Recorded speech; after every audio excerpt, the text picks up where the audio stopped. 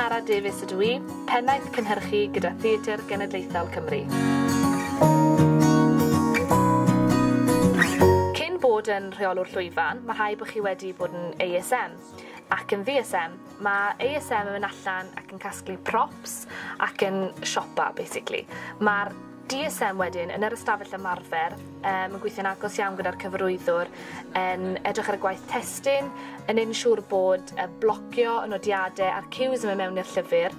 Mae nhw hefyd yn creu amserlen ac alwadau yn ddyddiol i'r actorion. Ar ôl amser, i chi'n cyrraedd rheolwr llwyfan, a mae'r person yna'n edrych ar ôl y tîm cyfan ac hefyd yn edrych ar ôl iechyd y diogelwch, edrych ar ôl y set a'r celfi ac hefyd yn creu asesiad risg. A nes i fwynhau wneud y tair swydd na ac erbyn heddi dwi wedi cyrraedd pennaeth cynhyrchu yn Theatr Genedlaethol Cymru.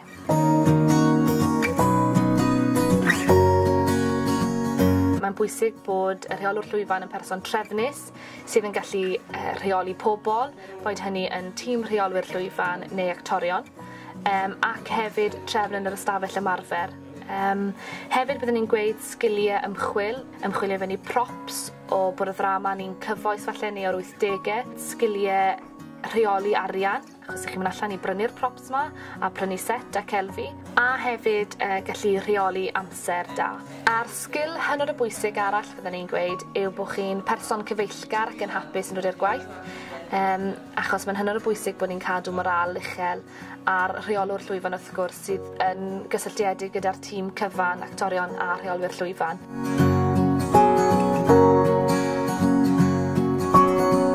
Peth mwyaf fydden ni'n gweud bod chi'n mynd ar brofiad gwaith, rhowch eich amser chi lan am ddim a triwch fod yn rhan o cynhyrchiadau lleol yn y theatr agosa. Dewch i Theatr Genedlaethol Cymru i gael y profiad gorau. Trwy hynny, i chi ffindio mas beth i chi'n licio, beth i chi ddim. A fe nes i na am 3 blynedd fes i coleg i wneud cwrs theatr ac ffindio mas beth oedd cyfarwyddo, beth oedd actio, beth oedd rheoli llwyfan, a wedyn mi nes i cwrs meistr 1 flwyddyn yn Coleg Cerdd a Drama yn Gaerdydd yn rheoli llwyfan. Hefyd mae Theatr Ieuenctid Genedlaethol yn creu cynhyrchiad bob haf, a maen nhw hefyd yn cynnal clyweliadau ar gyfer actorion a cyfweliadau ar gyfer rheolwyr llwyfan. Byddwn ni hefyd yn cynghori chi i ymarfer ac i siarad i'r iaith Gymraeg, achos mae rheolwyr llwyfan o fewn y diwydiant sydd yn siarad Cymraeg fel gold dust, a mae hwn yn sicr wedi helpu fi gael swydd o fewn y diwydiant a swyddi cyson iawn o fewn y diwydiant.